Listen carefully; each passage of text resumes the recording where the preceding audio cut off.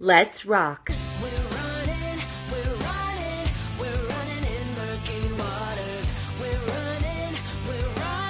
Hey, this is Ginny Luke. Let's rock.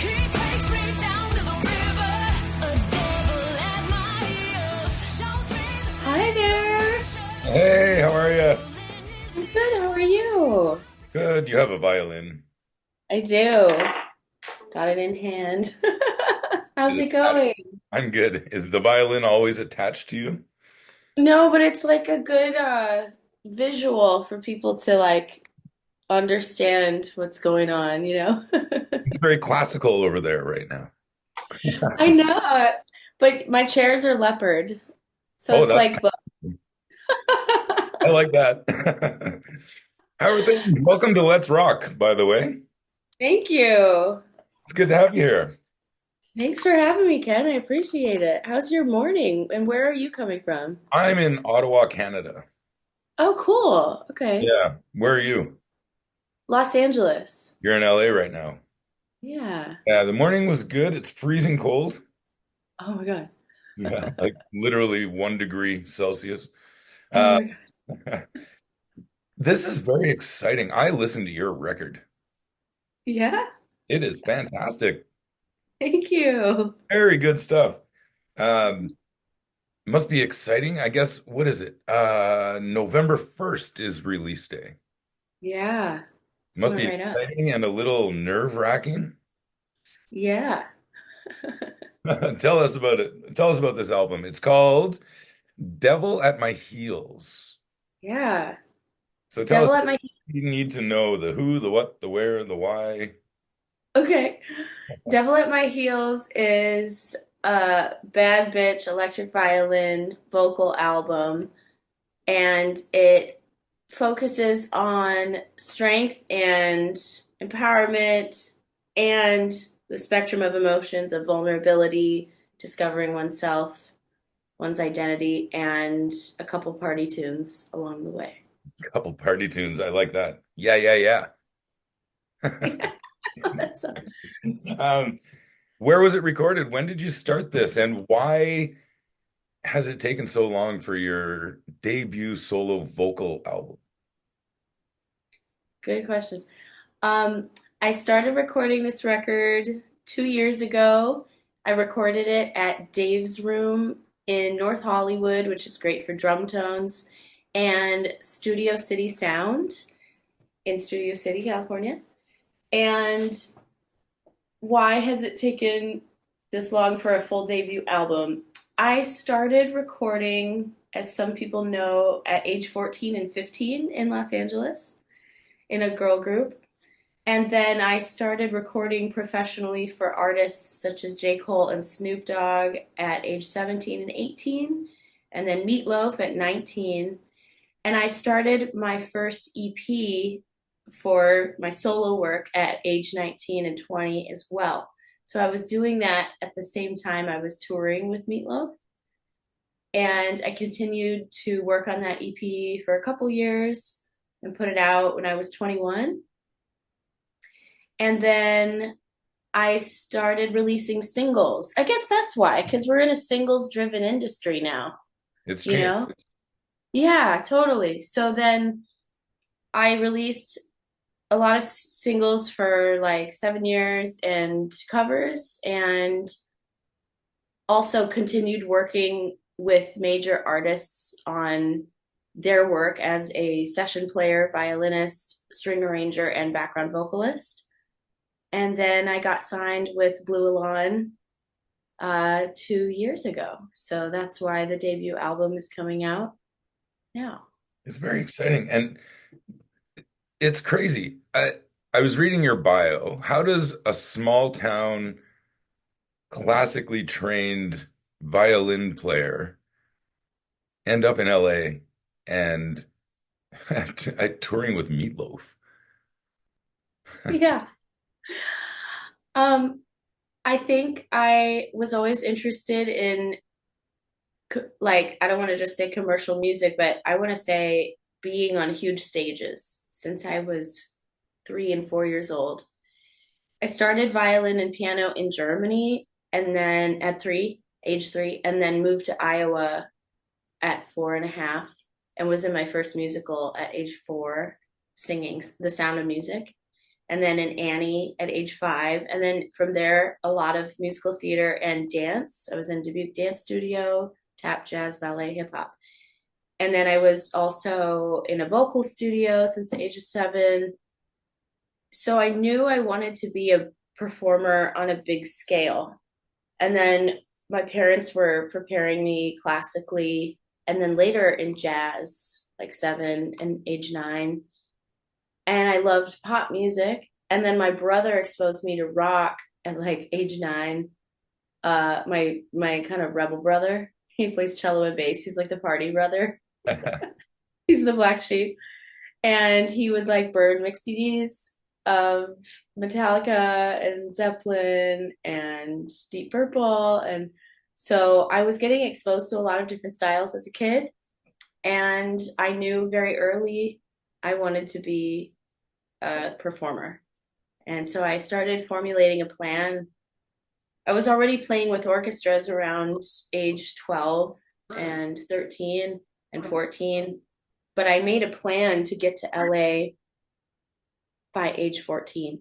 So, yeah, I just knew really early. And I think some children know, I think some people just know what they want their careers to be or their lives to look like. Good path. It's Good. worked.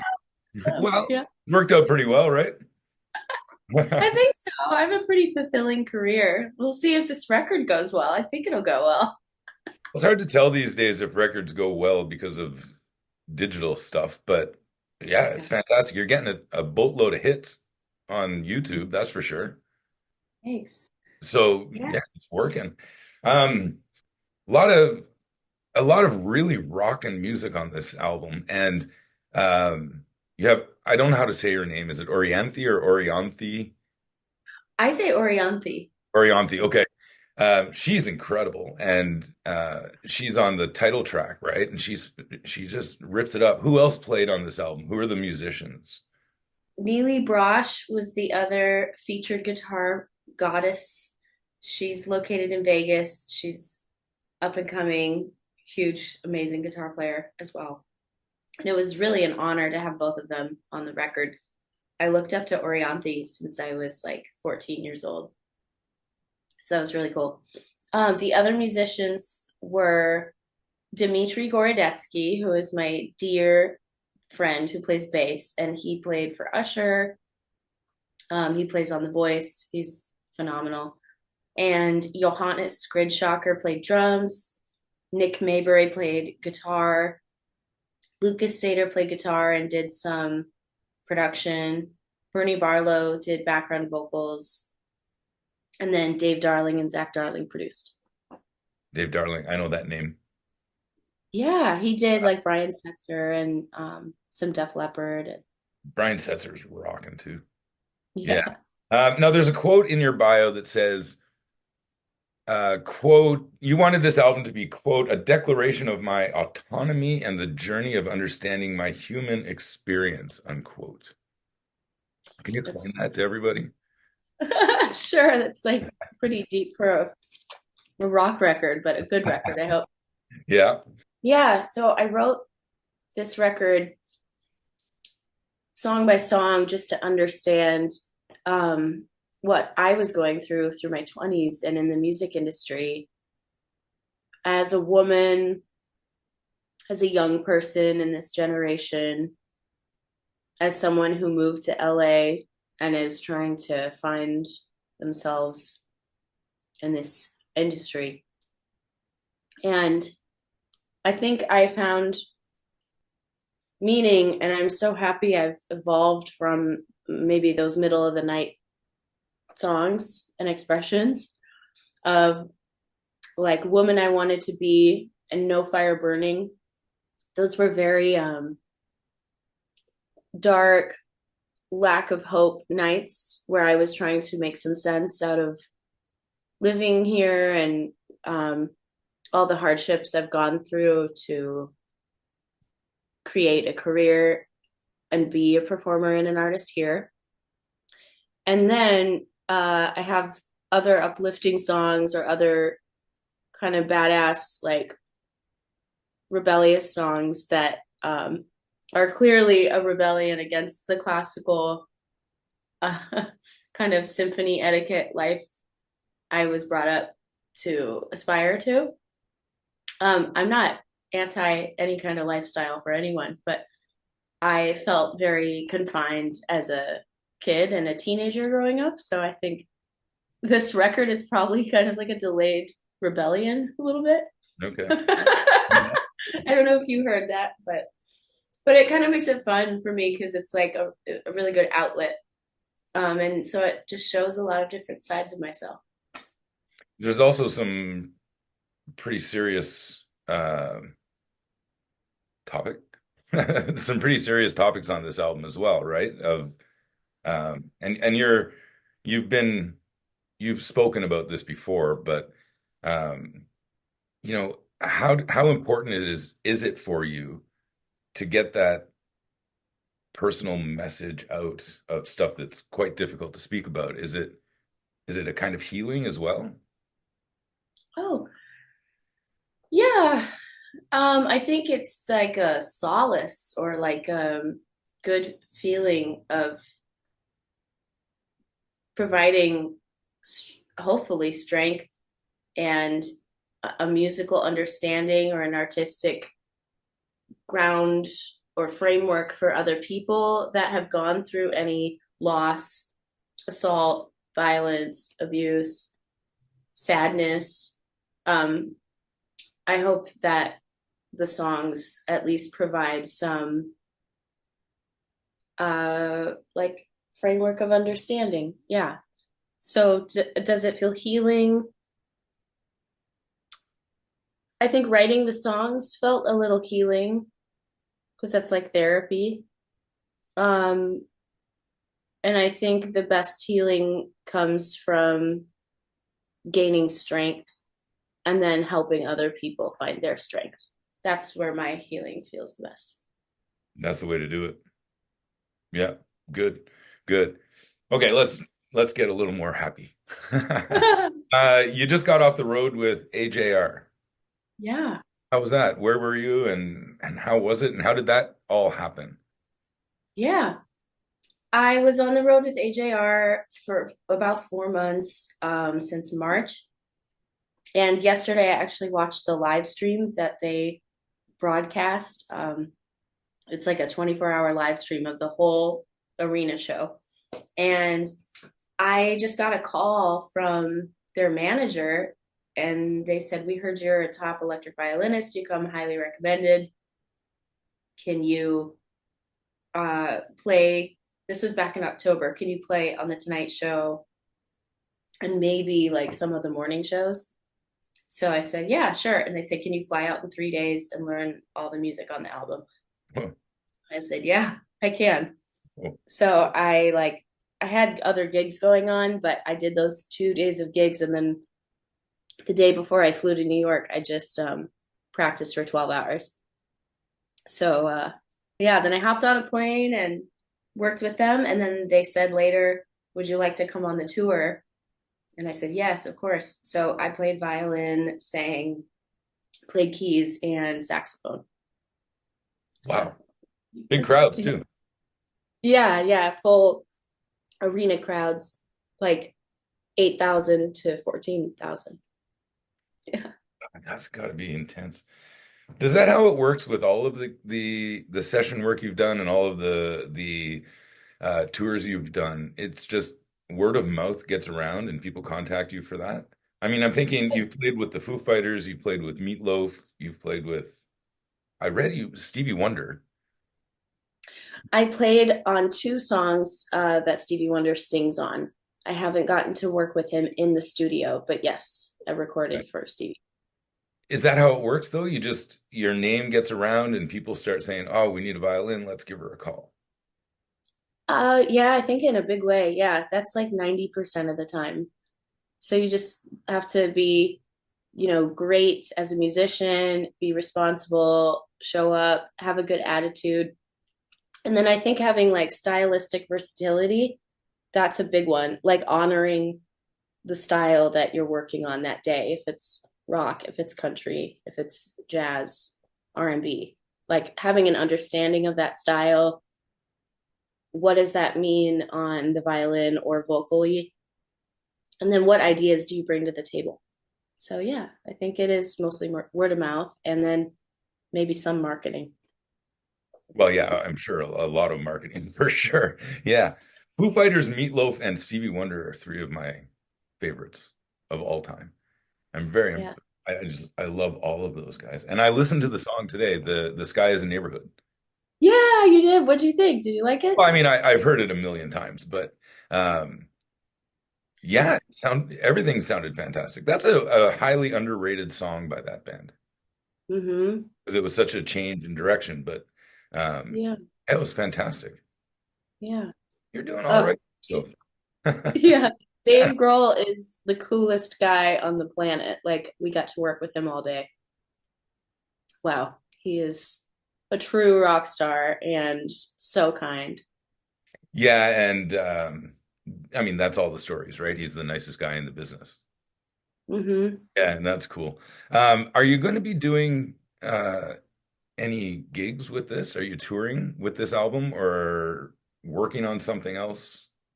So far, I'm doing some one-offs in LA, Vegas, and New York City to promote the album. So November 1st, I'll be performing it in LA, and we're setting up dates. I just got new management in the last couple months, so I'm talking to my record label about other dates to promote.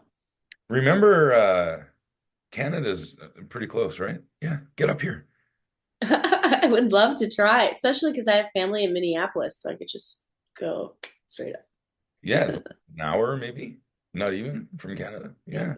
So think about that when you're planning the tour. We need some more Canadian gigs from everybody. Um, Yeah. all right, I got some rapid fire questions here. Just Okay. real quick questions, real quick answers. Um, you seem like you have a bit of a sore throat, so I don't want to make you talk too much. Sorry, I was just getting over a cold last week. I thought it was gone, but Yeah, no, I don't. I know what it's like to do these things when you're a little bit sick and it hurts. So we'll make it. Okay, this is kind of some of these questions are stupid, some of them are more interesting, but they're just kind of goofy. Rapid fire. Pew pew pew pew pew. So did I met Meat Loaf like 30 something years ago. He was at a hotel I was working at, and I cool. didn't know what to call him. So did people call Meat Loaf Meat or Mr. Loaf? How do you address him? Meat. We in the band we all called him Meat. Really? Yeah. I called him Mr. Loaf. I felt like an idiot. I felt so stupid, but um, he didn't bat an eye. He was fine with it, I guess. On the new album, you have a cover of Burn hmm by Deep Purple. Why that song? I was told by the president of the record label to pick something super exciting and pick a pick a cover. And so I thought about the energy of Deep Purple's Burn and also the virtuosity. It's kind of like the neoclassical guitar lines. And then there's cool solos. And I just like remember the lyrics were really powerful about this woman, you know? So I liked it and I thought it would sound good on violin and guitar. So It yeah, does, that's yeah. what I And yeah, Richie Blackmore was kind of the beginning of that neoclassical hard rock guitar playing, right? yeah, So yeah. it fits well with the violin. Yeah. Yes. How do you prepare yourself before you go on stage? What do you do? Hmm. On tour, I do more of like a routine and I get more centered, especially on bigger stages.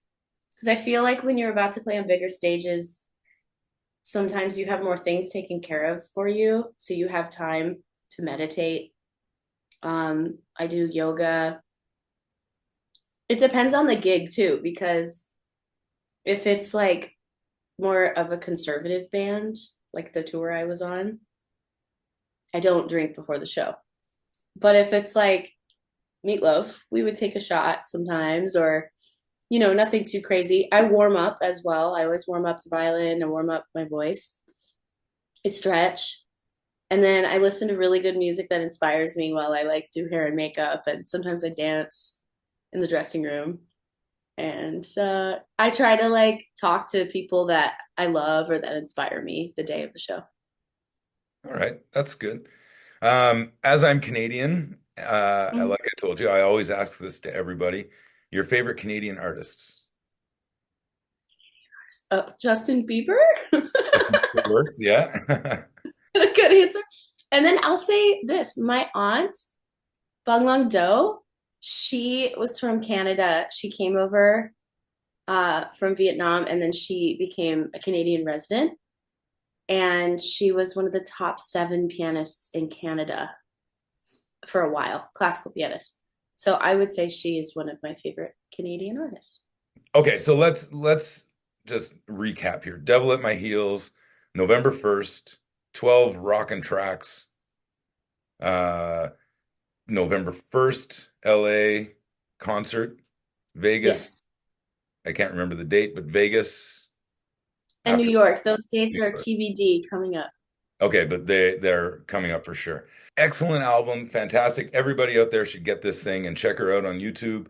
Uh, Fantastic stuff. Congratulations on a great album.